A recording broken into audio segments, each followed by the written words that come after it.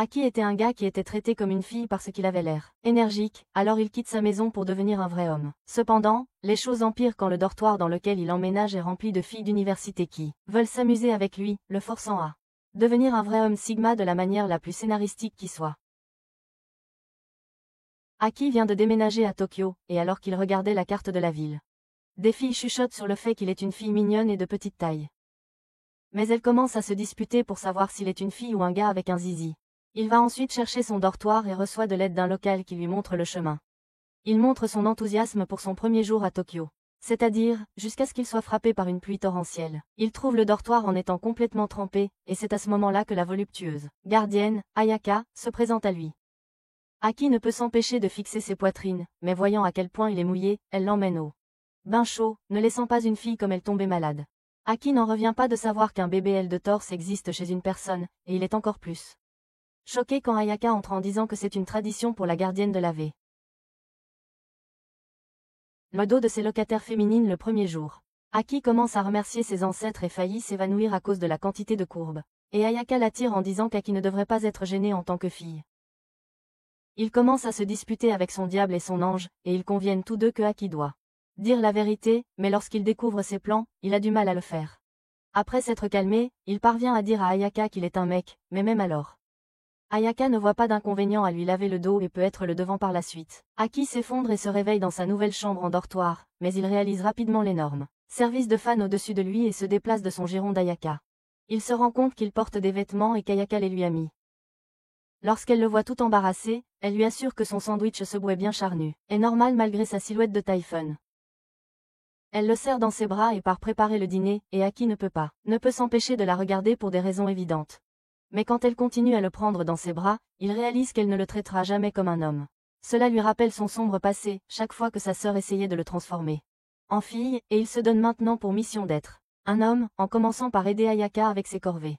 Il essaie de l'aider à étendre le linge, mais se laisse rapidement déstabiliser en la voyant en bleu Betty et perd son concentration en voyant les mouvements.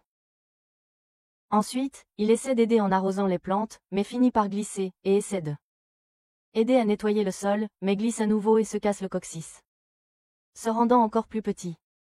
Frustré, Aki exprime à Ayaka combien il voulait être perçu comme un homme après avoir été traité comme une fille toute sa vie, et Ayaka le console, s'excusant de ne pas avoir remarqué plus tôt. Puis, elle lui dit que s'il veut se prouver comme un homme, il devrait l'embrasser sur la joue. À ce moment-là, les autres locataires rentrent chez eux après avoir entendu qu'il y a un garçon qui séjourne avec eux, et lorsqu'il entre, ils sont choqués en voyant Aki presque embrasser Ayaka. Ensuite, Ayaka se fait gronder par les autres locataires pour avoir fait des choses malicieuses avec Aki, et ils informent Aki qu'ils sont tous victimes de ses actions dégradantes. Ils reconnaissent qu'il est difficile pour un homme comme Aki de se retenir face aux actions d'Ayaka, mais il se sent en conflit après avoir réalisé que le traitement qu'Ayaka lui réserve n'est pas spécial, car elle traite tout le monde de la même manière. Ensuite, les autres locataires se présentent, en commençant par Yutsu, qui est la présidente du conseil des élèves de son école. Puis, Sumire, qui est la vice-présidente, et, enfin, Yuri, qui est la secrétaire du conseil. Alors que Yutsu et Sumire lui semblent étranges, Aki est content que Yuri semble normal. Sans savoir qu'elle imagine déjà le mettre en robe. Aki remarque quelque chose sur la tête de Yutsu et lui demande ce que c'est, mais comme elle est trop gênée, elle esquive la question et s'enfuit.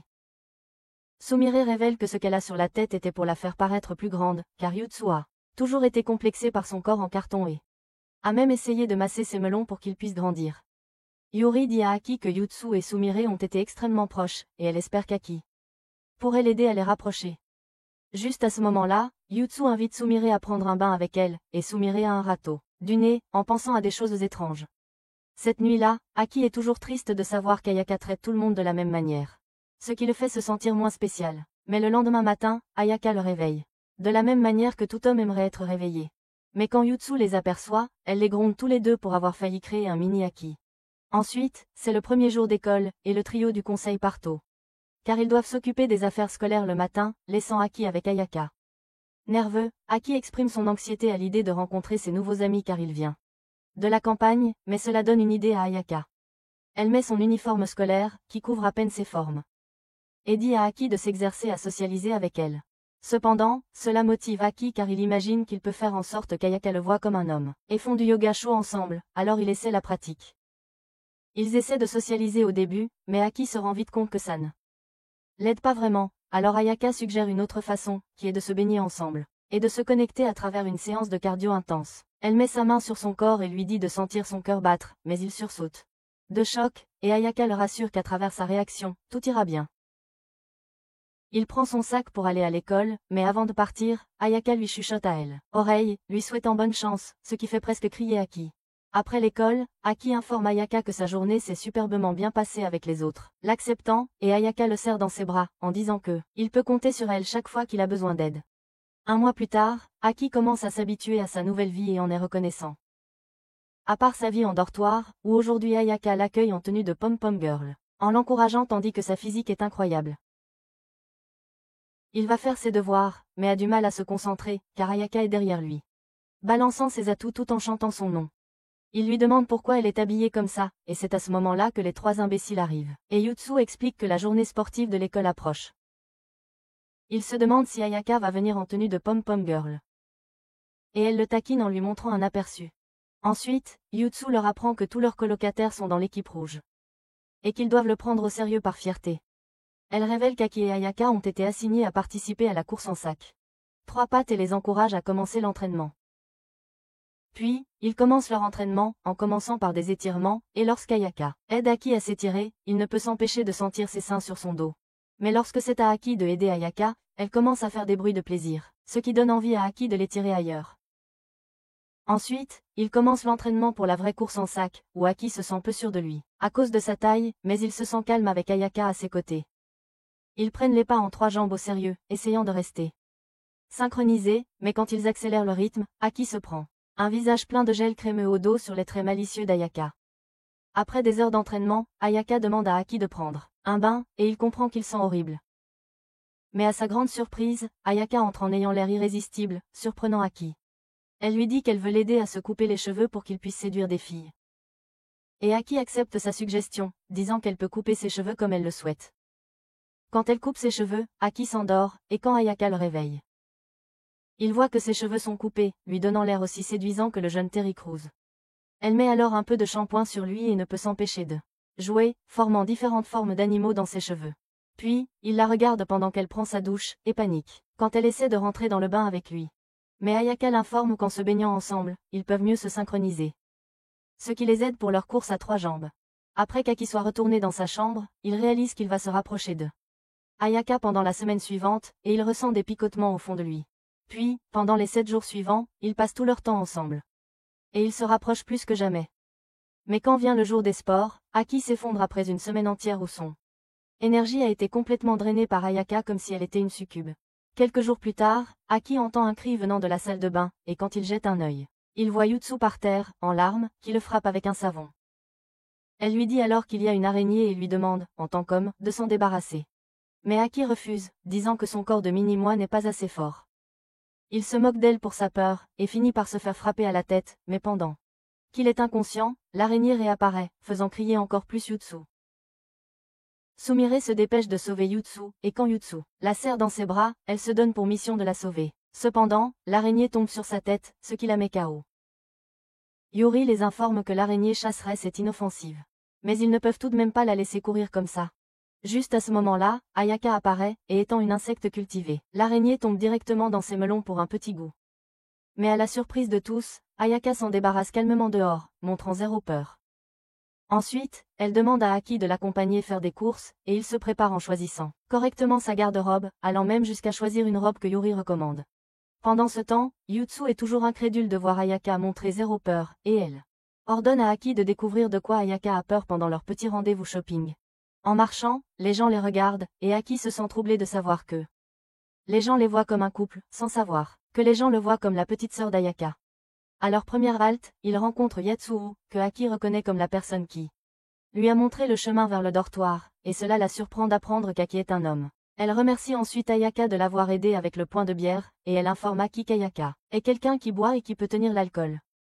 Puis, ils continuent à faire des achats pour différentes choses, mais pendant tout leur rendez-vous, Aki ne parvient pas à découvrir quoi que ce soit sur Ayaka, des choses qu'elle aime à celles qu'elle déteste. Alors qu'ils s'apprêtent à traverser la rue, Ayaka tient la main d'Aki, tout le long jusqu'à ils rentrent chez eux, mais Yutsu les gronde rapidement pour cela, ne tolérant aucune indécence publique.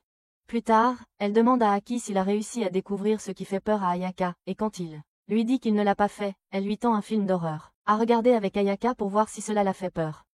Ayaka accepte avec joie son invitation au cinéma, mais au lieu qu'Ayaka ait peur, c'est Aki qui est effrayé en regardant le Tenno Sadako. Ensuite, Yuri suggère un manteau, et quand Aki demande à quoi cela sert, il suggère qu'il effraie Ayaka en lui montrant son cornichon doré, mais Aki refuse de le faire. Aki demande à Yutsu d'arrêter leur tentative, mais elle lui demande s'il n'est pas intéressé à connaître les peurs d'Ayaka. Il s'imagine en train de sauver Ayaka de ce qu'elle a peur, comme un héros, et il se motive rapidement. Il lui demande alors directement ce dont elle a peur, et elle lui explique que elle a peur que des gens entrent dans sa chambre pendant qu'elle dort. Cette nuit-là, Aki tente de faire peur à Ayaka en se faufilant dans sa chambre. Mais il change d'avis et veut partir. Mais avant de partir, Ayaka le saisit et l'attire pour qu'il dorme avec elle. Elle lui dit qu'en fait, elle avait peur en regardant le film d'horreur. Et à cause de cela, Aki doit prendre ses responsabilités, en restant avec Ayaka pendant qu'elle est éveillée. Ils passent la nuit à dormir dans la même chambre, et quand le trio les trouve le lendemain matin, Yutsu commence à flipper, pensant qu'ils ont fait des bruits toute la nuit. Quelques jours plus tard, Suzu traîne dans la chambre d'Aki, lisant des mangas, allongé sur son lit. Et Aki a du mal à se concentrer et à faire ses devoirs, parce qu'il ne peut s'empêcher de jeter un œil aux formes de Yutsu. Elle le surprend à la regarder et suppose qu'il est aussi intéressé à lire ses mangas, alors elle lui ordonne de s'asseoir à côté d'elle.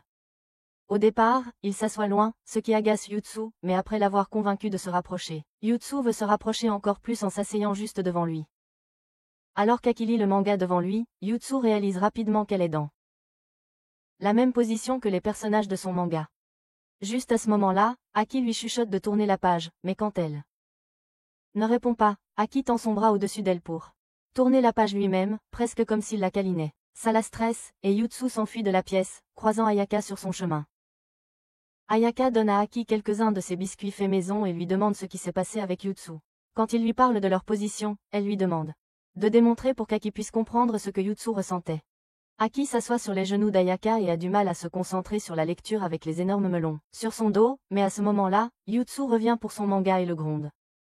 Ils se sont tous deux trop rapprochés l'un de l'autre. Pendant ce temps, Sumire regarde tout cela avec envie, et le lendemain, elle traque Aki. Elle le suit dans la salle de bain, lui fait peur, et lui dit qu'elle veut apprendre de lui, pour découvrir ce qu'il a que. Yutsu préférerait qu'il s'approche de lui plutôt que d'elle. Elle essaie de lui enlever son pantalon, pensant que ce sont ses attributs, mais il l'arrête, et lui suggère de demander directement à Yutsu, ce que Sumire refuse de faire. Ensuite, elle veille sur lui pendant qu'il étudie. Ce qui dérange Aki, qui essaie de se concentrer. Elle s'approche, ce qui le déconcentre, mais elle commence à lui apprendre ses devoirs. Après 1 heure, Aki parvient à finir ses devoirs et félicite Sumire pour son aide. Et elle rougit à ses compliments. Elle change rapidement d'attention pour regarder autour de sa chambre, et en cherchant des magazines de Mia Khalifa, Aki la voit de dos, ses gâteaux de riz, et commence à plier. Elle parvient à trouver une peluche dans sa chambre, et il lui dit qu'il l'a eue avant d'emménager ici. Elle la serre contre elle avec force et devient confuse à ce sujet, en disant que le fait d'être mignonne ne lui va pas. Il lui dit que oui, et admet qu'au fond, il aime aussi les choses mignonnes. Elle se sent heureuse d'entendre ça et s'accroche à sa main. Mais à ce moment-là, Ayaka intervient, et quand ils voient leur moment ensemble, elle s'excuse d'avoir empêché Aki d'obtenir un peu d'attention. Après avoir clarifié le malentendu, Sumire se rapproche d'Aki et comprend pourquoi Yutsu s'est attaché à lui, mais elle refuse de lui dire la raison. Quelques jours plus tard, les filles montrent à Aki que Sumire traverse une période de dépression. Et elle lui annonce qu'elle est tombée en dépression au parc d'attractions, où elle avait invité Yutsu, mais à cause de sa petite taille, elle n'a pas pu faire les manèges, ce qui a rendu Sumire extrêmement coupable. Il demande à Aki de s'en occuper, et bien qu'il se sente nerveux d'être un garçon dans une chambre de filles, il met Aki dans une robe et lui font ressembler à un James Charles en pleine forme. Ensuite, Aki entre dans la chambre de Sumire pour la remonter le moral, et voit à quel point sa chambre est vraiment girly. Il demande à Sumire de redevenir elle-même, et elle refuse, disant que son moi habituel rend la vie difficile pour Yutsu. Aki déclare qu'il fera tout pour aider, et Sumire lui demande de l'aider à changer de vêtements, ce qui le rend nerveux. Il commence par lui enlever ses leggings, révélant ses jambes plus lisses que du beurre. Et quand il réussit à la déshabiller jusqu'à ses sous-vêtements, il se donne pour mission de se dépêcher et de finir le travail. Il trouve un pyjama et le met à Sumire, qui exprime avec déception que si elle ne porte pas Yutsu sur son épaule bientôt, elle fera un salto depuis le 10e étage. Aki propose qu'elle le porte à la place, et après réflexion, elle accepte. Quand elle porte Aki sur ses épaules, elle retrouve son énergie en sentant les jambes lisses et féminines d'Aki sur son cou. Ensuite, elle s'excuse auprès de Yutsu et Yuki d'avoir été distante, et Yutsu dit à Sumire que elle aimerait être à nouveau sur ses épaules. Ce qui fait que Sumire a un saignement de nez. Yutsu révèle un plus gros poulet sur sa tête et retourne au parc d'attractions, où elle parvient à atteindre la limite de hauteur, mais la sécurité la rejette quand même. Plus tard, Yuki apparaît près d'Aki et lui demande son aide pour quelque chose, disant que lui seul peut l'aider. Il est convaincu que Yuki a besoin de son aide en tant qu'homme, et elle l'emmène dans sa chambre, lui faisant croire qu'elle a besoin de lui pour étendre ses domaines crémeux. Il voit une photo des locataires tous ensemble, mais à son choc, Yuki lui demande de mettre un costume de servante. Il veut refuser, mais à cause de sa fierté masculine, il enfile le costume. Surpris de voir à quel point il lui va parfaitement, elle lui présente d'autres costumes à porter, et dans chacun d'eux, elle prend des photos d'Aki, le rendant si mignon que n'importe quel homme considérerait que n'importe lequel de ses trous est un but. Pour le dernier, elle lui présente un maillot de bain, mais il refuse de le porter à cause de la façon dont il mettrait en valeur son glizzy, et Yuki commence à le poursuivre pour qu'il le mette. Pendant ce temps, Ayaka entend le bruit venant de la chambre de Yuki et va enquêter.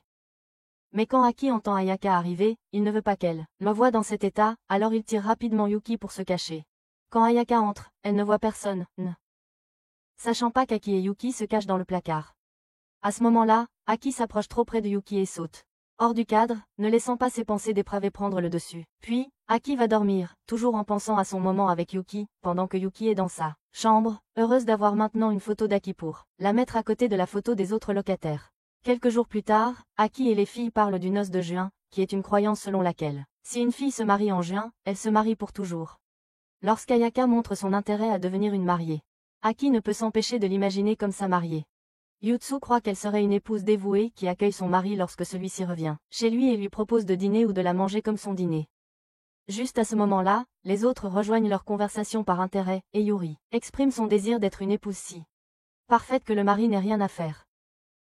Pendant ce temps, Yutsu imagine que Sumire serait le genre d'épouse qui est dure pendant les heures de travail et une véritable tendre en tant qu'épouse qui supplie pour de l'attention, mais Sumire rejette cette suggestion. Elle demande l'avis d'Ayaka, et elle leur dit simplement qu'elle aimerait être une épouse soutenante, mais qu'elle n'a pas encore envisagé le mariage pour le moment, ce qui impressionne les filles. Il demande à Aki qui il préférerait épouser, et pendant qu'il pense à Ayaka, Yutsu change de sujet, l'empêchant de répondre. Cette nuit-là, Aki pense qu'il peut épouser Ayaka, l'imaginant comme une femme qui l'épuiserait, et il voit dans un magazine comme il peut être un grand mari qui aide sa femme. Cette nuit-là, quand Ayaka s'apprête à préparer le dîner, Aki surgit dans son costume de chef, lui demandant de le laisser l'aider, ce qu'elle accepte avec plaisir. Elle commence par lui montrer comment assaisonner du poulet frit dans un sac, et quand elle presse le sac, Aki ne peut s'empêcher de être troublé, l'imaginant en train de presser autre chose. Puis, elle lui montre comment hacher un oignon et lui dit qu'ils doivent faire un pied de chat pour éviter de se couper, ce qu'Aki trouve mignon. Ensuite, elle lui dit de verser de la mayonnaise, mais comme ils en ont presque plus, elle lui montre la meilleure technique pour obtenir chaque dernière goutte de la mayonnaise crémeuse blanche de son sachet. Après qu'ils aient fini, les filles sont émerveillées par le dîner exposé, mais quand Ayaka leur dit qu'Aki l'a aidé, Yutsu se sent frustré de voir Aki agir comme une fille mieux qu'elle. Cela a confondu Aki avec ce qu'elle dit, et elles lui disent que cuisiner est généralement le travail d'une femme, ce qui rend Aki déprimée d'avoir perdu son temps.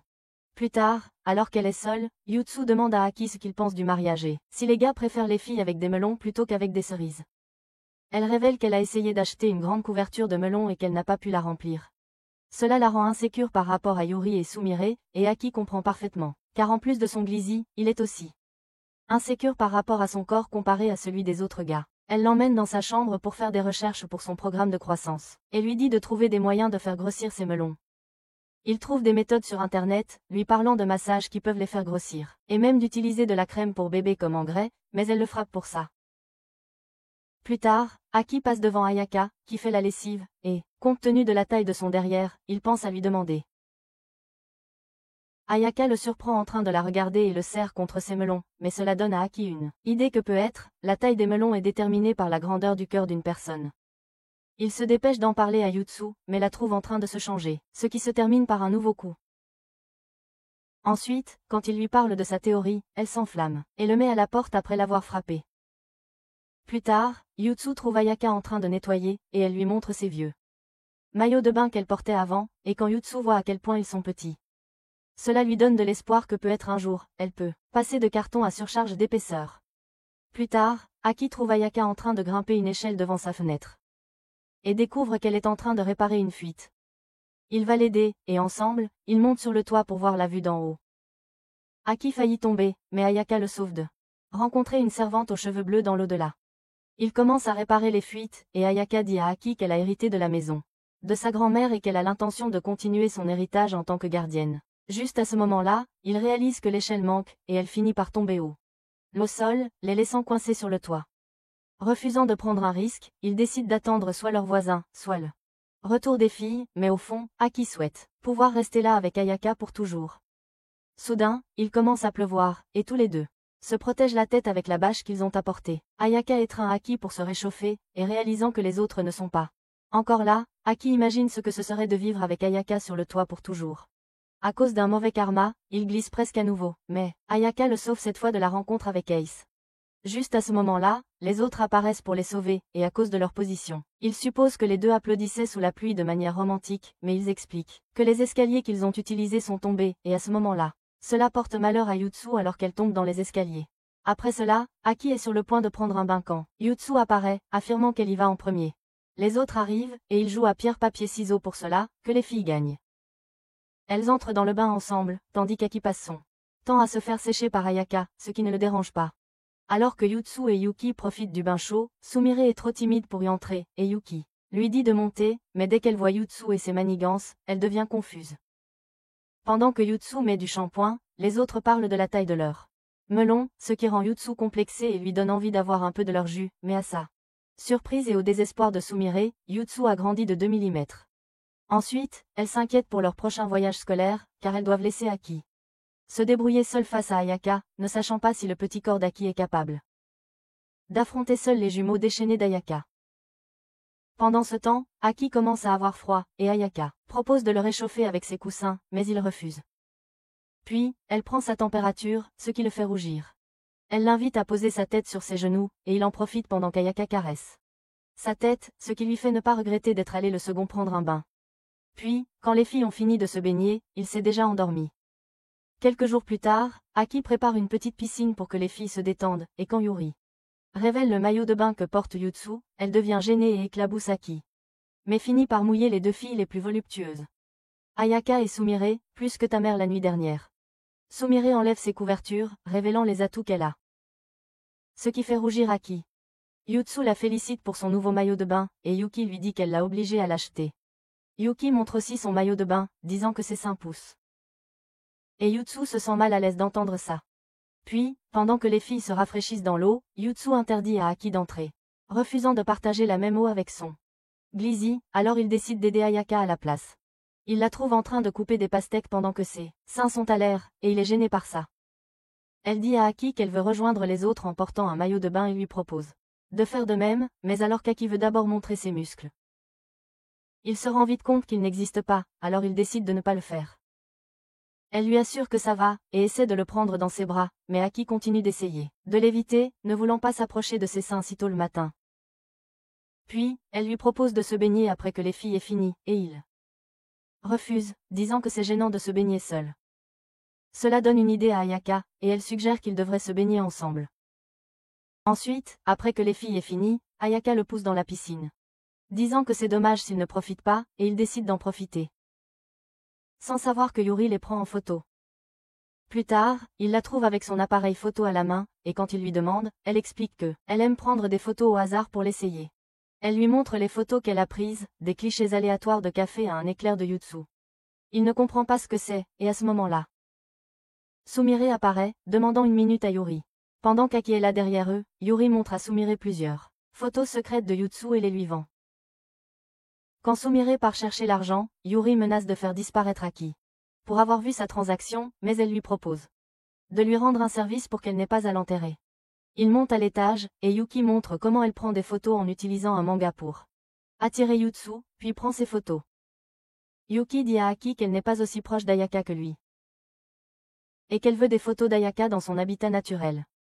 Aki va prendre discrètement une photo d'Ayaka, mais au moment où il prend la photo, elle le remarque et adopte une pose. Elle l'affronte à ce sujet, mais au lieu d'éviter, elle l'encourage à prendre des photos d'elle.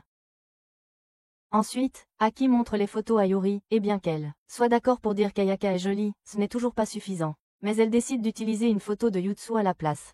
Quelques jours plus tard, l'été approche, et Ayaka dit aux locataires qu'elle va les aider avec leurs devoirs.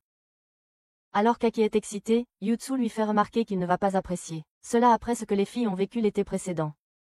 Le lendemain, les filles partent pour des affaires du conseil étudiant, laissant Aki seul avec Ayaka. Il nettoie rapidement sa chambre pour se préparer à sa séance d'études privée avec Ayaka. Et quand elle arrive, Aki est émerveillé de la voir comme une enseignante qui va donner des A pour certains de ses élèves. Il commence la séance d'études, et Ayaka dit à Aki que s'il peut finir ses devoirs sans son aide, elle le récompensera.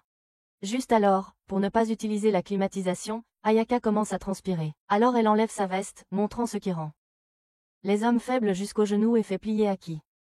Il commence à devenir nerveux en la voyant le fixer et demande à aller aux toilettes. Pour une courte séance de musculation, mais Ayaka, taquine, lui conseille de tenir bon et de se concentrer sur la tâche à accomplir. Après 1 heure, Aki parvient à finir ses devoirs. Et Ayaka le réconforte pour le féliciter. Puis, elle part chercher la récompense d'Aki, et il devient excité, imaginant toutes les façons dont Ayaka pourrait le récompenser. Mais à sa déception, Ayaka ramène des glaces en récompense. Cependant, quand Ayaka en mange, la douce crème glacée blanche commence à couler sur elle, faisant vagabonder l'esprit d'Aki ailleurs, imaginant d'autres types de crèmes. Soudain, la sonnette retentit, et il s'avère que c'est Yatsuo qui apporte du jus pour Ayaka. Ensuite, Aki ouvre un jus pour lui-même, mais Ayaka remarque que c'est de l'alcool. Alors elle lui donne du vrai jus pendant qu'elle boit l'alcool. Ils trinquent et boivent ensemble, et à ce moment-là, les filles reviennent. Quand Yutsu réalise qu'Ayaka boit de l'alcool, elle panique et Ayaka se jette sur elle. Mais avant qu'Aki ne puisse voir ce qui se passe, les autres lui ferment les yeux. Yuki l'informe que lorsqu'Ayaka est ivre, elle aime attaquer les gens avec son amour, et en un clin d'œil, elle tire les 2 filles vers elle, laissant toutes les 3 par terre, traumatisées, tandis qu'Aki est laissée seule pour s'en occuper. Ayaka le pousse contre le mur, lui disant qu'elle va lui montrer son amour et descend les escaliers, faisant penser à Aki qu'il est temps de passer à l'action. Mais à sa déception, Ayaka s'endort en câlinant son ventre. Quelques jours plus tard, Aki rentre dans sa chambre quand il aperçoit quelque chose de complètement inattendu, un parfait petit pain au caramel devenu vivant. Une fille se tient là dans sa chambre. Surpris, Aki claque la porte, supposant qu'il est entré au mauvais endroit. Mais elle rouvre la porte, se tenant avec confiance dans des vêtements d'été légers.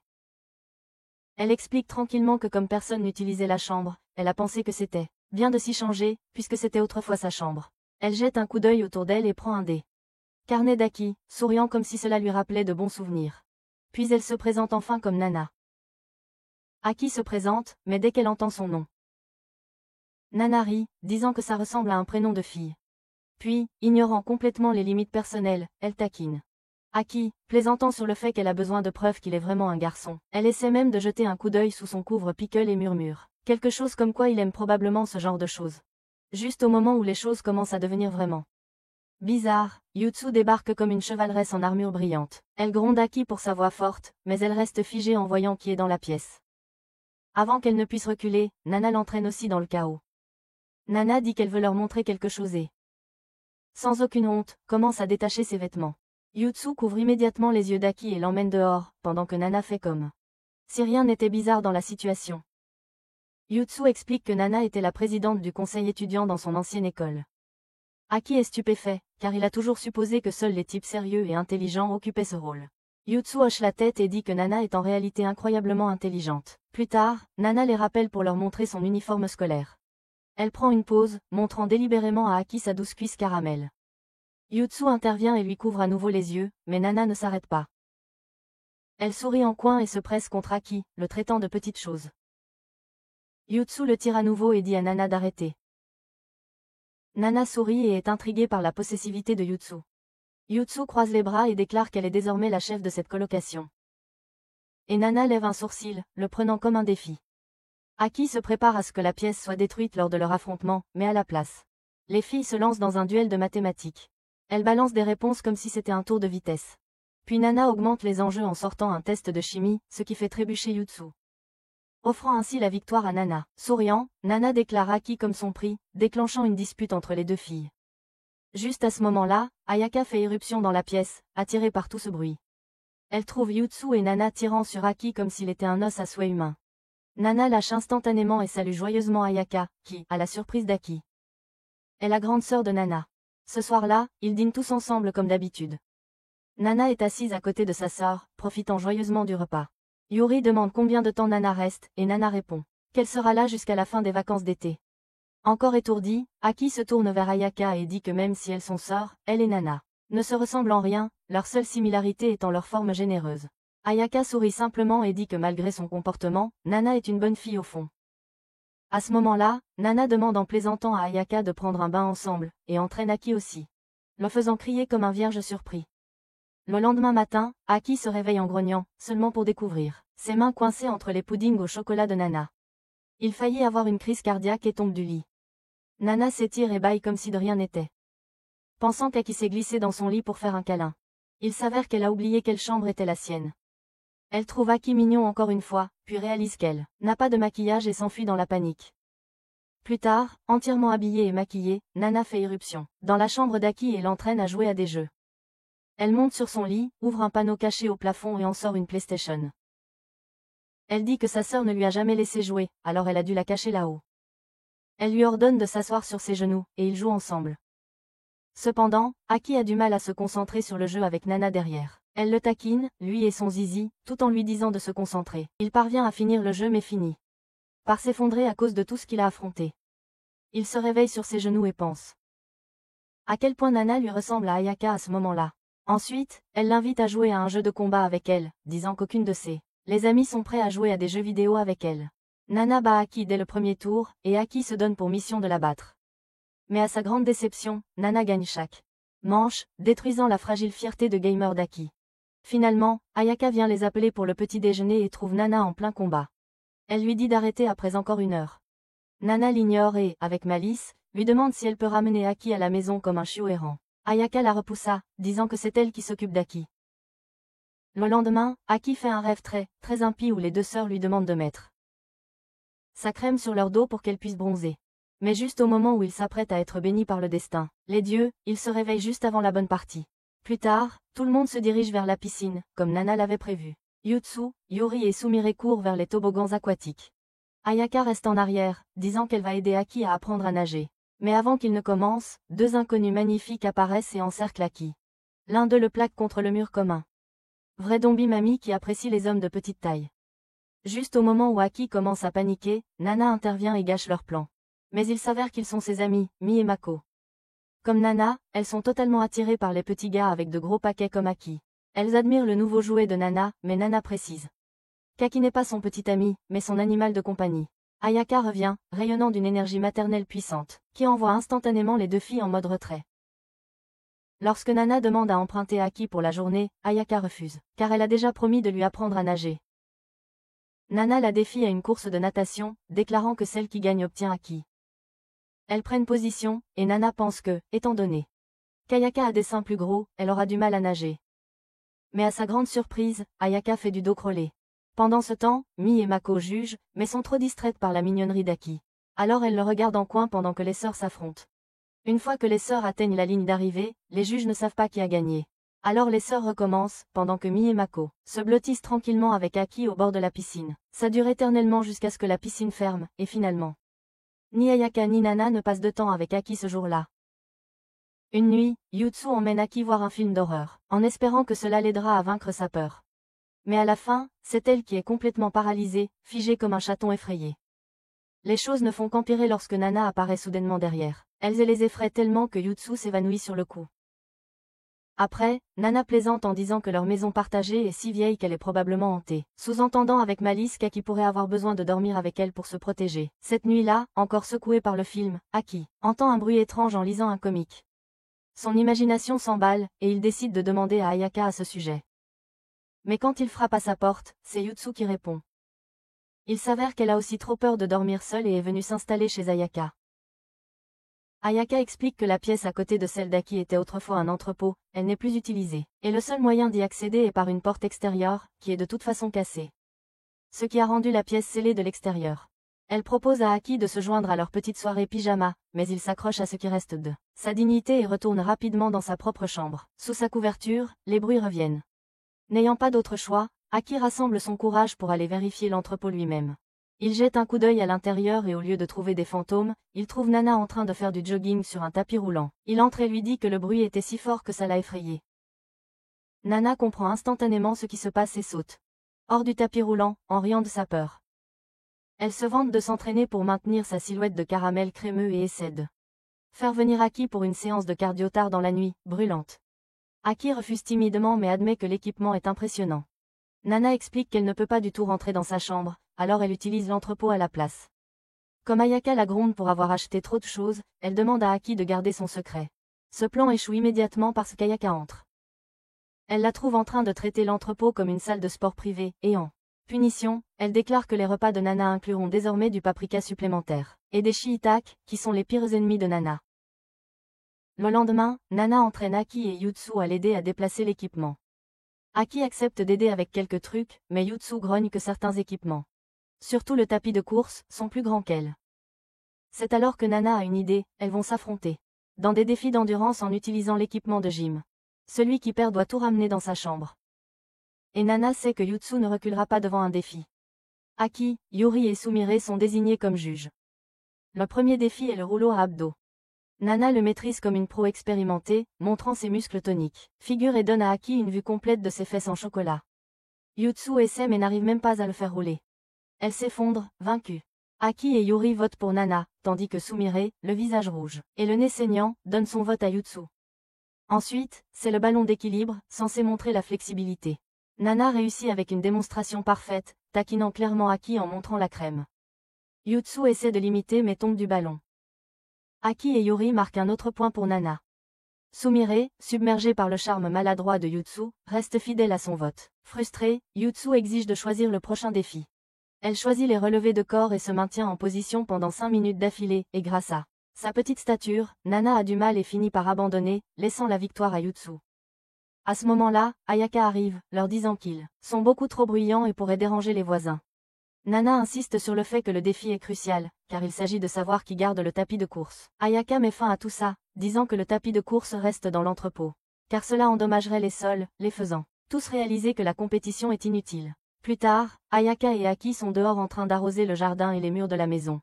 Parce que la chaleur de l'été est brutale. En étant trempée, les choses deviennent un peu intensives visuellement pour Aki. Soudain, Ayaka enlève nonchalamment sa chemise pour l'essorer, montrant ce pourquoi tout homme se bat, provoquant presque une éjaculation chez Aki. Essayant de prouver sa virilité, Aki soulève le seau d'eau, disant qu'il va le faire lui-même.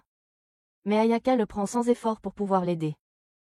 Plus tard, réalisant à quel point il est faible en comparaison, Aki commence à s'inquiéter. Pendant qu'il est plongé dans ses pensées, Yuri apparaît et lui dit qu'elle peut l'entendre à travers les murs fins. Lorsqu'il se confie à elle, elle prétend avoir juste la chose, qui est une technique de massage spéciale. Sans avertir, elle entre en trompe dans la chambre de Sumire, la ligote d'une manière très douteuse, et commence à lui montrer la technique. Pour Aki, cela ressemble moins à un entraînement et plus à quelque chose sorti d'une vidéo de massage de Happy Ending. Mais, Aki tente le coup. Inspiré, il décide d'offrir à Ayaka un coupon de massage pour la remercier de tout ce qu'elle fait. Ayaka est touchée et le serre dans ses bras, disant qu'elle l'utilisera tout de suite. Aki commence par ses épaules mais se bloque. Se sent nerveux à l'idée d'aller plus loin. Puis il se souvient du truc bizarre de Yuri et essaie. Ayaka reste silencieuse, le taquinant pour vouloir la toucher. Aki essaie à nouveau, mais cette fois, elle se redresse brusquement et déclare qu'elle en a assez. Aki est mécontent de voir qu'Ayaka ne s'est pas amusée, sans savoir qu'elle faisait de son mieux pour ne pas pousser des cris de joie à ses caresses. Plus tard, Aki dit à Yuri que ça n'a pas marché. Yuri insiste sur le fait qu'il a besoin de plus de pratique et lui fait tester à nouveau sur Sumire, qui, une fois de plus, réagit d'une manière qui ferait honte à l'actrice Mia Khalifa. Le lendemain, Nana reçoit des invités surprises, Moi et Mako, ses partenaires de chaos au bord de la piscine. Ils lui demandent de l'aide pour leurs devoirs. Aki essaie de s'éclipser, mais Nana le tire en arrière et déclare qu'il sera leur récompense pour avoir terminé chaque page, ce qui les motive. Puis, il l'assaille de gestes taquins et de commentaires, lui frottant les épaules, traçant son torse, faisant des blagues suggestives, jusqu'à ce que tout le système d'Aki entre en mode défaillance. Puis, Ayaka entre avec des boissons, et les filles l'invitent à jouer au jeu du roi avec elle. Elle accepte et enfile ses vieux vêtements d'école pour correspondre à l'ambiance. Mi obtient le premier roi, et elle ordonne à Aki et Ayaka de jouer au jeu du Poki. Il s'approche de la distance d'un baiser, mais étant un vierge lâche, Aki se retire. Cela donne envie à tout le monde de le faire avec Aki, et quand Mako obtient le roi, elle se retrouve avec Ayaka et cède à sa rondeur. Ensuite, Mi obtient à nouveau le roi, mais elle finit aussi par céder à Ayaka. Puis, Ayaka obtient le roi et ordonne à Mi et Mako de jouer au jeu Poki, les faisant toutes deux remettre en question leurs préférences. Cela frustre Nana de ne pas avoir eu la chance de jouer, alors elle ordonne à Aki de jouer au Poki avec elle, mais juste avant que Nana ait sa chance, Ayaka met tout ça à l'arrêt avec un rappel qu'elle doit finir les devoirs. Plus tard, une fois tout le travail terminé, Nana s'effondre, allongée là sur son ventre et lui demande un massage. Aki, Mako et Mi la rejoignent, toutes trois allongées là. Aki décide de tenter une dernière fois la technique de Yuri, et il parvient à faire pousser des cris de plaisir aux trois filles. Un après-midi, pendant qu'Aki travaille sur ses devoirs, Nana se détend paresseusement dans sa chambre. Elle mentionne nonchalamment que le festival de feux d'artifice aura lieu la semaine prochaine. Et qu'une fois les vacances d'été terminées, elle rentrera chez elle. Aki reste silencieux, agacé par son manque de réaction. Nana lui attrape le bras et commence à faire une lutte amicale jusqu'à ce qu'il réponde enfin. Plus tard, Aki se rend au marché avec Ayaka pour l'aider à porter les courses. Alors qu'il se promène en ville, une affiche pour le festival de feux d'artifice attire son regard. Et quelque chose en elle éveille un sentiment en lui. De retour à la maison, Nana tire rapidement Ayaka à l'écart, en disant qu'elle veut qu'elle fasse quelque chose avec elle. Aki ne pense pas grand-chose jusqu'à ce qu'il passe devant la chambre d'Ayaka. Et entende la voix de Nana à l'intérieur, faisant des bruits joyeux et agréables. Quelques instants plus tard, Nana sort et le surprend en train de traîner près de la porte. Elle sourit et le taquine, l'appelant un petit fric pour traîner comme ça. Gênée, Aki nie et exige de savoir ce qu'il faisait. Nana dit qu'Ayaka se nettoyait les oreilles et murmure. De manière suggestive, qu'Ayaka serait douce et profonde si lui aussi le voulait. Aki devient rouge, mais avant qu'il ne puisse reculer, Nana le saisit et l'entraîne dans la pièce, annonçant qu'Aki veut aussi faire nettoyer ses oreilles. À la grande horreur d'Aki, Ayaka accepte.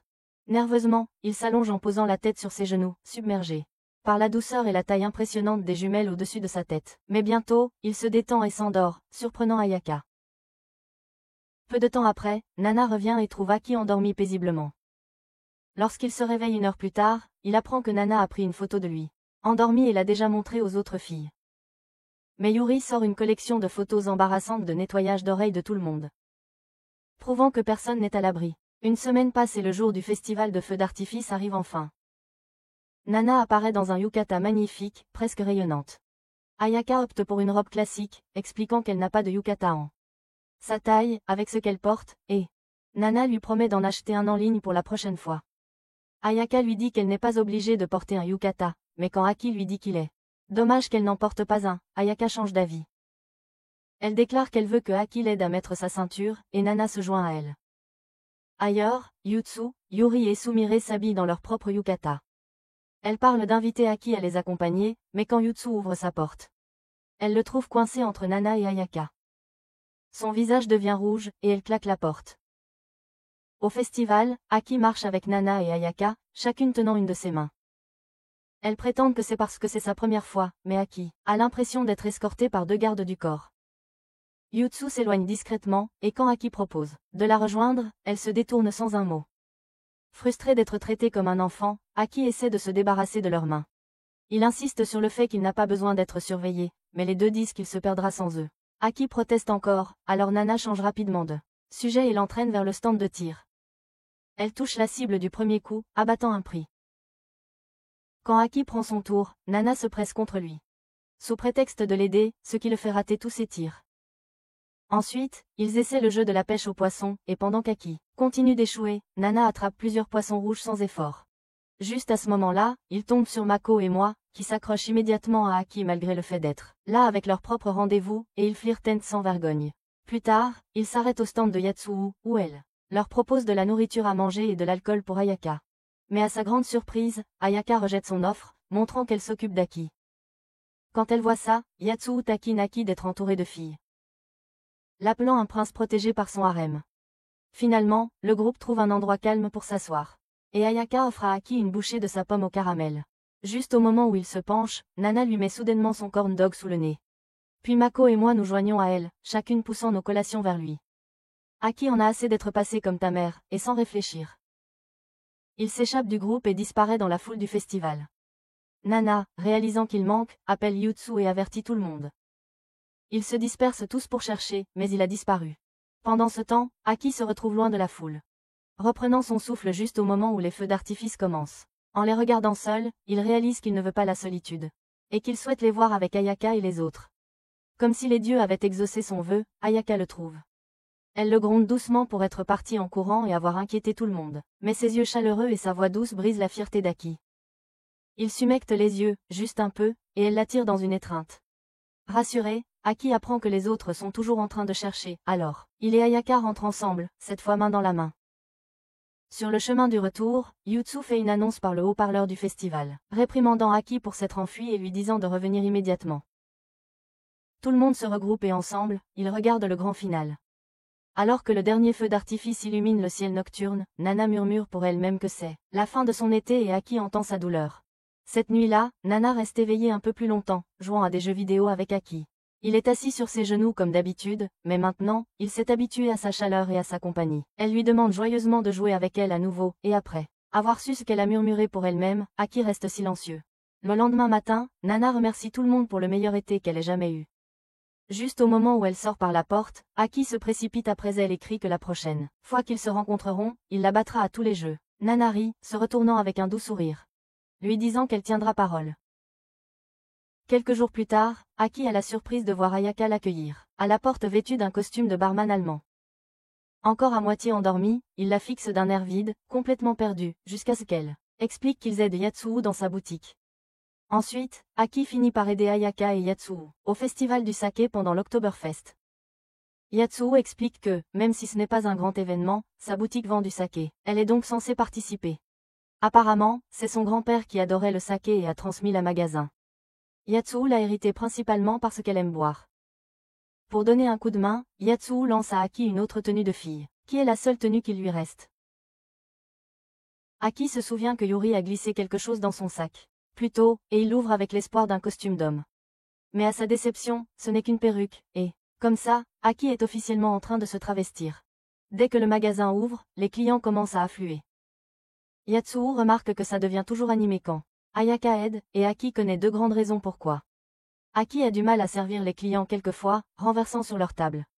Mais les clients, le prenant pour une fille mignonne, laissent passer. Et Ayaka le sauve en offrant de la nourriture gratuite aux clients. Ayaka le rassure, disant que c'est sa première fois et qu'il s'en sort très bien. Au fil des heures, Aki commence à s'y mettre, presque à s'amuser. Lorsque le festival se termine, Yatsuo se moque de lui en disant qu'il pourrait devenir sa fille de publicité, ce à quoi Aki refuse instantanément. Soudain, Ayaka le prend dans ses bras par derrière et lui murmure doucement un tendre merci. Ce qui fait rougir Aki, jusqu'à ce qu'il réalise qu'elle est éméchée, grâce à l'influence de Yatsuo. Quelques jours plus tard, alors que Yutsu, Yuri et Sumire partent en voyage d'études, Yutsu avertit Aki de se comporter et de ne rien faire de bizarre à la maison. Ayaka se joint à la taquinerie, suggérant avec désinvolture qu'avec une maison si vide, peut-être qu'Aki devrait passer la nuit, et il s'enfuit, embarrassé. Plus tard dans la journée, alors qu'Ayaka balaie le devant, dans la cour, Nana apparaît soudainement pour traîner. Elle demande à sa sœur de préparer quelque chose de chaud, et Ayaka fait griller des patates douces. Nana prend rapidement une photo avec Aki et l'envoie à Yutsu, mais Yutsu répond avec un photo d'elle en train de profiter de Kyoto et de la nourriture. Ayaka commente qu'il leur reste encore plein de patates douces, mais Nana refuse d'en prendre plus, disant qu'elle ne veut pas manger trop, car elle s'inquiète de prendre du poids, surtout au niveau du haut du corps. Quand une brise fraîche se lève, elles retournent toutes les trois à l'intérieur. Nana dit qu'elle veut prendre un bain chaud, et Ayaka décide de la rejoindre. Dans la salle de bain, Nana monte sur la balance. Ayaka remarque qu'elle a pris un peu de poids et taquine sa sœur. Agacée, Nana riposte, enlevant les vêtements d'Ayaka et soulignant la peau impeccable, douce, plus lisse que du beurre de sa sœur. Elle devient taquine tout en se vantant qu'elle est celle qui devrait faire étalage. Pendant ce temps, Aki est assis dans sa chambre, se demandant ce qui se passe entre les deux sœurs crémeuses et plantureuses. Juste à ce moment-là, Yutsu envoie une autre photo de Kyoto juste pour l'embêter. Finalement, Nana rentre chez elle, laissant Aki seule avec Ayaka encore une fois. Cette nuit-là, Aki entend un bruit venant de l'entrepôt. Rassemblant son courage en tant que seul gars dans la maison, il va vérifier, pour découvrir qu'Ayaka veut faire du sport pour perdre du poids. Quelques jours plus tard, comme d'habitude, Ayaka va de chambre en chambre pour réveiller tout le monde. Mais lorsqu'elle arrive dans la chambre d'Aki, elle s'effondre sur lui, et il se rend compte qu'elle est malade. Aki panique et court directement voir Yutsu, juste au moment où elle s'apprête à s'habiller. Agacée, elle lui dit d'arrêter de faire le drama et le chasse de sa chambre. Mais en vérifiant, elle se rend compte qu'Aki avait raison, et qu'Ayaka a sûrement attrapé un rhume. Les filles lui apportent une tenue de rechange. Aki, déconcertée et essayant d'aider, est rapidement encore mise à l'écart pendant qu'on la change. Ensuite, Yutsu désigne Aki comme l'infirmier d'Ayaka puisque, elle, Yuri et Sumire ont des réunions du conseil des étudiants. Pendant ce temps, Ayaka s'endort et fait un rêve fiévreux où ses locataires l'embêtent avec de la nourriture. Quand elle se réveille, tout le monde est parti à l'école, sauf Aki, qui apparaît tenant un bol de porridge. Elle lui dit qu'il ne devrait pas sécher les cours, mais il répond que Yutsu a déjà donné son accord. Aki lui dit que, juste cette fois, elle peut compter sur lui. Ayaka fait la moue et dit en plaisantant qu'elle ne veut pas d'être d'un gars qui a séché l'école. Aki se fige, mais se détend lorsqu'elle rit et lui dit de lui donner la bouillie. Lorsqu'elle ouvre la bouche, il hésite à lui donner à manger, imaginant qu'il lui donne la bouillie de son bébé à la place, mais il parvient finalement à lui donner à manger. Après qu'elle ait fini de manger, Aki remarque qu'elle transpire et lui suggère de changer de vêtements. Il se lève pour aller dans sa chambre, mais elle stoppe doucement et lui demande s'il peut lui essuyer le dos à la place. Ayaka commence à se déshabiller, mais avant de aller trop loin, Aki panique et marche rapidement autour d'elle vers son dos. Il lui supplie de ne pas se retourner, quoi qu'il arrive. Il commence à lui essuyer le dos, se disant qu'il ne doit pas commencer à perdre la tête et qu'il est là pour la soigner. Mais lui essuyer le dos ne suffit pas, et Ayaka se tourne soudain vers lui et lui demande s'il va l'essuyer à l'endroit où la plupart des hommes rêvent de toucher. Aki se fige à nouveau, mais il serre sa volonté mentale et coupe toutes ses pensées pour pouvoir faire un travail correct. Le lendemain matin, Ayaka a déjà l'air beaucoup mieux. Et les filles demandent à Aki s'il a fait quelque chose d'étrange en le faisant. Il leur assure qu'il n'a rien fait de spécial, mais Ayaka dit à Aki que si jamais il tombe malade, elle se ferait un plaisir de l'essuyer partout, ce qui suscite la suspicion des filles. Un jour, Yatsuo passe et remet à Ayaka une paire de billets pour l'aquarium. Elle dit que quelqu'un les lui a donnés, alors elle les passe simplement. Puis, malgré le fait qu'il soit encore tôt, elle invite Ayaka à sortir prendre un verre. Alors que Halloween commence, Aki se promène dans le marché local, profitant de l'atmosphère festive. C'est alors qu'il croise Nana et ses amis, Moi et Mako. Sans perdre une seconde, les filles l'entraînent au karaoké. Refusant de s'asseoir ailleurs, elle se presse dans le siège d'Aki, et Nana l'attire directement sur ses genoux. Les filles chantent en trio, tandis qu'Aki reste là à les regarder. Mais quand c'est à lui de chanter, ils le taquinent sans arrêt, le traitant comme leur jouet personnel et le poussant à jouir en chantant. Pendant ce temps, à la maison, Ayaka et Yatsuo sont déjà en train de boire. Les deux deviennent complètement saouls avant même que le soleil ne se couche. À un moment donné, Yatsuo commente à quel point Ayaka est bénie, et il équilibre une orange sur ses chiots jumeaux, et d'une manière ou d'une autre, elle reste parfaitement immobile. Puis elle bascule en avant, s'écrasant le visage dans eux, en demandant à Ayaka d'être sa dame bimami. Ailleurs, Aki est toujours coincé avec les filles, prenant des photos dans une cabine. Nana glisse une photo de couple avec lui, faisant des signes d'amour avec ses mains. Ensuite, moi et Yamiko nous joignons à eux, prenant Aki pour leur photo de groupe et le faire rougir à la fin. Après avoir à peine survécu au chaos, Aki rentre enfin chez lui, seulement pour se retrouver face à Yusu, déjà habillé en costume d'Halloween, les bras croisés. Elle le gronde pour son retard. Alors qu'il essaie de passer discrètement, une photo de photomaton glisse de sa poche. Yusu la ramasse, voit la photo de lui en train d'être taguée, et devient encore plus en colère. Elle lui rappelle qu'aucune relation amoureuse n'est autorisée à l'école. Avant qu'Aki puisse expliquer, des voix fortes résonnent de l'autre pièce. Quand il vérifie, Ayaka et Yatsuo sont complètement ivres. Yutsu essaie de leur faire la morale, mais Yatsuo la tire soudainement sur ses genoux. Il devient collant et tactile avec elle et Ayaka, et Yutsu crie au secours.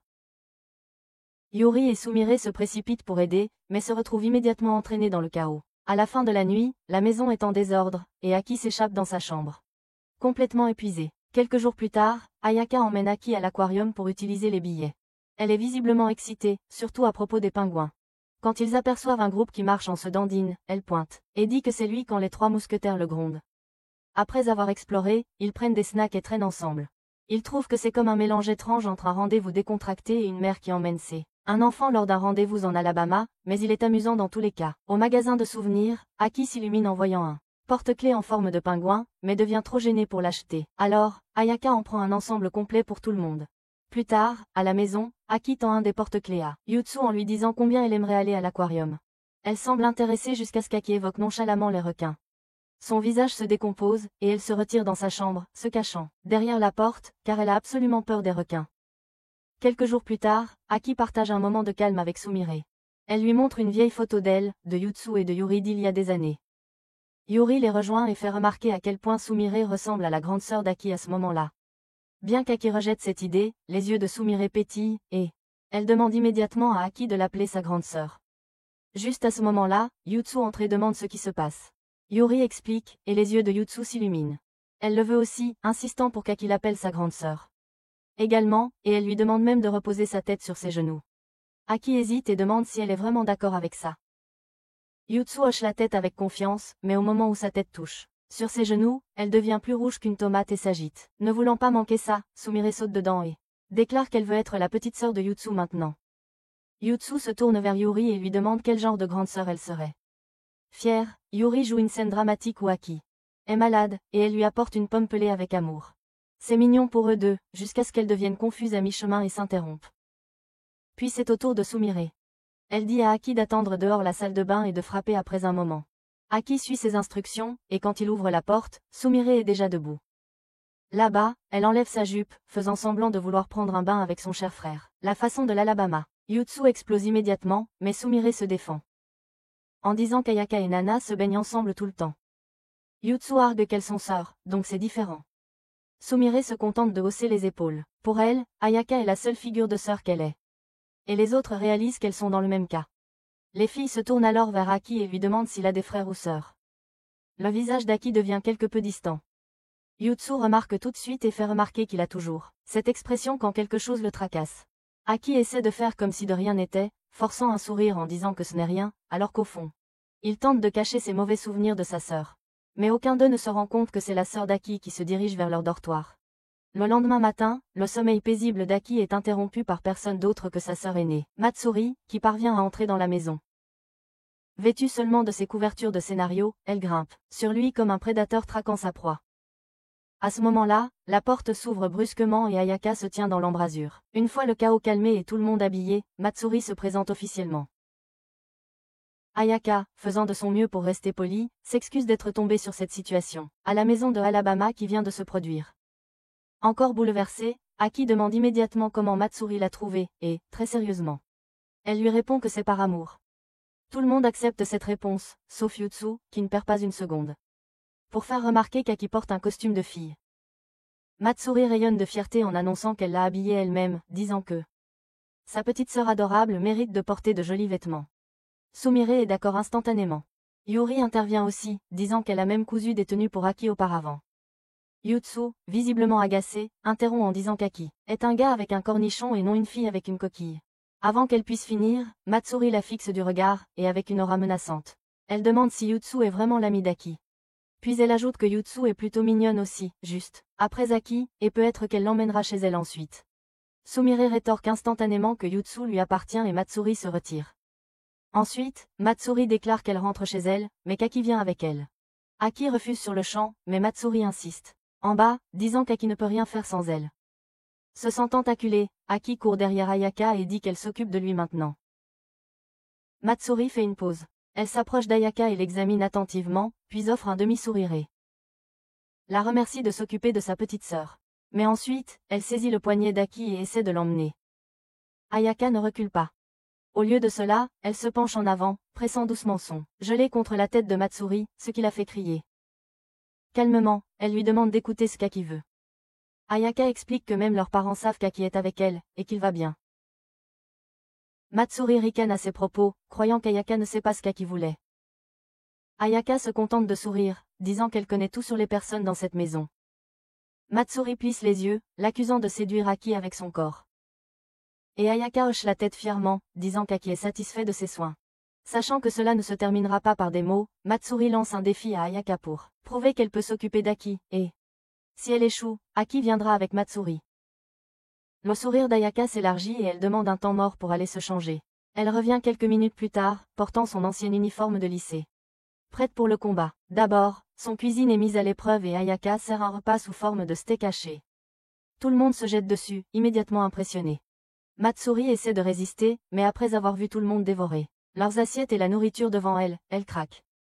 Une bouchée et elle est accro, elle mange son steak haché jusqu'à la dernière bouchée. Juste au moment où elle pense que c'est fini, Ayaka lui présente son pudding en dessert, qu'elle savoure pleinement. Elle continue de prendre soin de Matsuri, allant même jusqu'à la bercer et lui nettoyer les oreilles, jusqu'à la nuit. Ayaka dit à Matsuri de rester là, puis lui offre un service complet. Se brossant les dents avec précision, ce qui fait que Matsuri ressent une certaine façon face au mouvement dans sa bouche. Ensuite, Ayaka emmène Matsuri dormir avec elle, mais elle refuse, et Ayaka suppose qu'elle veut prendre un bain. Lorsqu'elle rejoint Matsuri dans la salle de bain, Matsuri panique, mais Ayaka lui dit que c'est une tradition pour elle de laver le dos de ses locataires, et cela surprend Matsuri de savoir qu'Ayaka a fait la même chose pour Aki. En lui frottant le dos, elle murmure à quel point Matsuri aime Aki. Matsuri répond instantanément que c'est un amour fraternel. Ayaka murmure doucement, pressant ses atouts contre ceux de Matsuri. Elle lui dit de laisser tout ce qui concerne Aki à elle. Matsuri atteint sa limite et admet une défaite temporaire. Elle avertit Ayaka que la prochaine fois, elle doit montrer le même effort ou Aki se calmera avec elle. Ayaka prend calmement Matsuri pour aller dormir, et tous ceux qui ont regardé l'affrontement se dérouler restent sans voix. Le lendemain, Aki accompagne Ayaka au marché. À leur insu, Matsuri les suit, maintenant en mode furtif, les suivant comme un ninja, attendant le moment parfait pour s'emparer de sa sœur bien-aimée. Elle finit par craquer lorsqu'elle voit Ayaka devenir osée avec. Aki fait sort de sa cachette, accusant Ayaka d'être indécente. Ayaka, calmement, lui montre le manju qu'elle lui donne à manger et explique qu'elle lui donne à manger car ses mains sont occupées. Ayaka en offre même un à Matsuri avec un sourire, qu'elle mange. Mais Matsuri a déjà pris sa décision. Au moment où Ayaka détourne le regard, elle lui attrape la main et l'éloigne, le traînant dans une ruelle sombre. Elle déclare qu'à tout prix, elle le ramènera chez elle. Coincé, Aki reste ferme, lui disant qu'il ne repartira pas. Les yeux de Matsuri se refroidissent, montrant à Aki comment il ose maintenant lui répondre.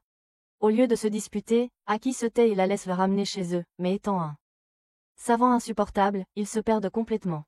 Le soleil commence à se coucher et, par désespoir, Matsuri essaie d'aller quelque part et trébuche, ce qui lui fait une entorse à la cheville. Aki finit par intervenir et lui dit qu'il retourne au dortoir. Elle proteste, mais elle ne peut pas marcher, alors Aki lui ordonne de monter sur son dos. Elle demande si elle est lourde, et Aki sourit simplement, disant qu'il est un homme. Ces mots la frappent comme un coup au ventre, et elle réalise que son petit frère a grandi. Lorsqu'ils reviennent enfin, Ayaka attend dehors. Elle soigne la cheville de Matsuri avec douceur. Ce soir-là, Matsuri rentre enfin chez elle, laissant Aki derrière. Cependant, le lendemain matin, juste avant l'école, Aki reçoit une dernière surprise. Matsuri se tient devant la maison, souriante, et dit à Aki qu'elle a déménagé dans une école voisine, et qu'elle va commencer à vivre avec eux. Avec Noël qui approche, il est temps de sortir. Le kotatsu, et Aki aide Ayaka à l'installer. Une fois que tout est prêt, elle se glisse sous la couverture chaude. Ayaka sort quelques oranges, en épluche une, et la donne à Aki. Et alors qu'il rejetait d'abord son traitement, il se résout, en voyant les énormes oranges sur la table et les mange. Soudain, le chauffage s'éteint. Ayaka se baisse sous le kotatsu pour vérifier, et il s'avère qu'un câble s'est détaché. Mais elle met un peu trop de temps là-dessous, et Aki commence à se sentir chatouilleux. Là-dessous, ce qui le fait faire des bruits de plaisir. Frustré, il soulève la couverture et trouve Ayaka qui le taquine avec ses cheveux. Elle se contente de rire et de sortir, complètement indifférente à tout ce qui ressemble à de l'espace personnel. Une fois que le chauffage fonctionne à nouveau et que la chaleur revient, Ayaka va préparer du thé. Avec la chambre enfin paisible, Aki s'endort peu après. Plus tard dans la journée, Aki se promène dans le marché avec Yutsu. Les boutiques sont déjà décorées pour Noël. Et Aki dit avec enthousiasme qu'il a hâte de recevoir un cadeau. Yutsu demande si Ayaka lui a déjà demandé ce qu'il veut, mais Aki commence à parler de recevoir un cadeau du Père Noël et se demande si le Père Noël sait qu'il a déménagé en ville. C'est alors que Yutsu réalise comme un coup de massue qu'Aki croit encore au Père Noël. Choquée, Yutsu court le dire à Yuri et Sumire. Elle admet qu'elle n'a tout simplement pas pu se résoudre à lui révéler la vérité. Sumire n'est pas trop surprise, car Yutsu elle-même a été dévastée quand elle l'a découvert.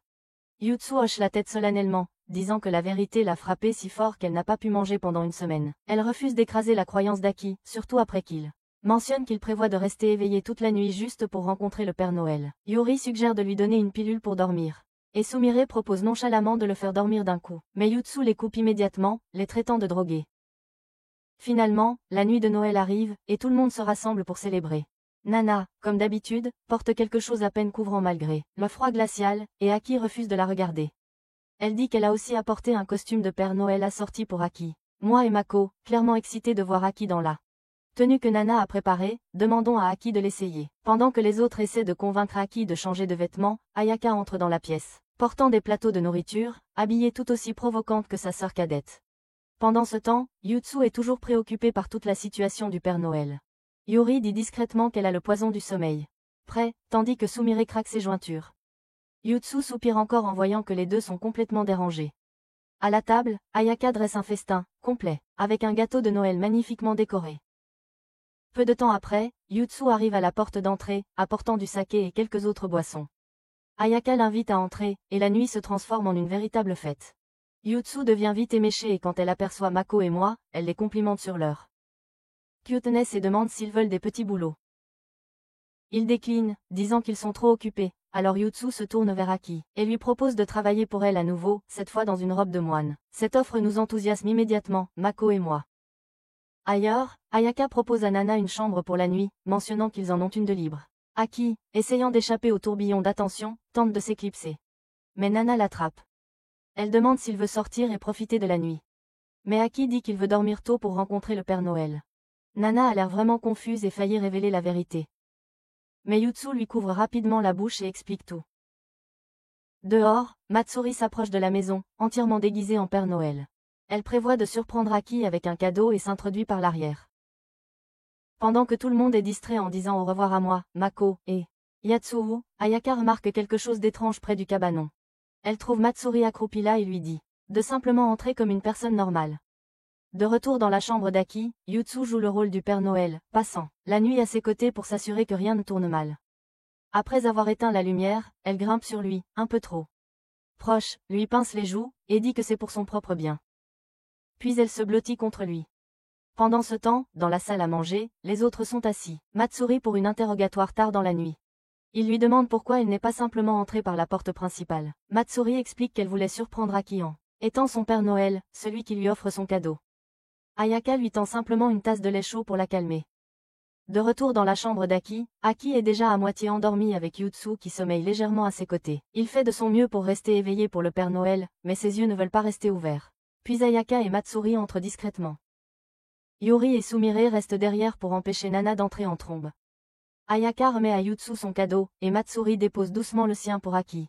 Alors qu'Aki s'agite dans la lumière tamisée, il aperçoit vaguement Ayaka. Dans son état somnolent, il est complètement convaincu qu'Ayaka est vraiment le Père Noël. Cette nuit-là, Aki rêve de voler dans le ciel avec Ayaka, qui dans son esprit est le Père Noël, et tout le monde les accompagne. Lorsqu'il se réveille, il se sent plus heureux qu'il ne l'a été depuis longtemps. Il raconte à Ayaka tout sur le rêve. Mais une chose le confond encore, pourquoi il a reçu 2 cadeaux. Ayaka sourit simplement et dit que c'est parce qu'il a été un si bon garçon cette année. Dans le couloir, les filles discutent de la nuit précédente. Nana fait la moue parce qu'elle n'a pas pu rencontrer la sœur d'Aki, puisque Matsuri est partie juste après avoir déposé son cadeau. Puis elle taquine Yutsu à propos de dormir avec Aki comme son cadeau. Yutsu recule et la pousse avant qu'elle puisse dire quoi que ce soit d'autre. Alors que l'année touche à sa fin, tout le monde s'implique pour nettoyer la maison. Les filles du 2e étage ont déjà terminé leur part. Quand Yutsu descend, elle trouve Aki en train de nettoyer l'évier. Elle s'approche discrètement derrière lui et touche son cou, en disant qu'il est chaud. Yuri et Sumire se joignent à elle, traitant Aki comme un radiateur ambulant. En guise de remerciement, les filles proposent de nettoyer sa chambre. Aki dit qu'il peut s'en occuper lui-même, mais Yutsu lève un sourcil et plaisante en disant qu'il cache probablement quelque part les meilleurs succès de Johnny Sin. Sans hésiter, Sumire vérifie sous son lit et trouve un tabloïd pour hommes. Ce qui les surprend et les fait penser qu'il aime les gars musclés. Aki se débat pour s'expliquer, mais il est déjà trop tard. Dans la cuisine, Ayaka prépare des soba pour le nouvel an. Tout le monde se réunit autour du kotatsu pour manger. Yutsu mentionne que Nana a dit que Matsuri pourrait bientôt transférer dans son école. Puis elle demande pourquoi Nana n'est pas là et Ayaka répond qu'elle est allée visiter un temple avec des amis et qu'elle fait la tête. Parce qu'elle ne reçoit plus d'argent pour le nouvel an. En parlant de cadeaux, Ayaka dit à Aki que le sien devra attendre jusqu'à demain.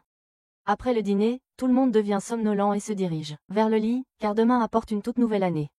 Vers 11h, Ayaka termine de ranger et, remarquant Aki toujours assis à côté du kotatsu, elle lui demande pourquoi il est encore éveillé. Aki dit qu'il ira bientôt se coucher, mais dans sa tête, il veut simplement passer un moment tranquille avec elle. Ayaka dit que depuis qu'Aki a emménagé dans la colocation, le temps a filé. Et Aki est d'accord. Il dit que cette année a été meilleure que la précédente, et il se sent réchauffé rien qu'en étant à côté d'elle. Ayaka se penche légèrement et demande doucement si elle fait bien son travail en prenant soin de lui. Aki rougit et dit qu'il est content que ce soit elle qui gère la maison. Ayaka sourit et promet de faire de son mieux encore l'année prochaine. Aki fait de son mieux pour rester éveillé jusqu'à minuit. Mais Ayaka lui dit doucement que c'est ok de dormir. Alors que l'horloge sonne 12h, une nouvelle année commence. La plupart dorment profondément, d'autres regardent les dernières secondes de l'ancienne année s'évanouir. Tous portent un simple espoir que l'année prochaine sera encore meilleure que la dernière. Si tu as regardé ce récapitulatif d'anime jusqu'à la fin, commente en bas, petit homme. Grosse Glizzy. Si tu aimes les récapitulatifs d'anime comme celui-ci, regarde cette vidéo.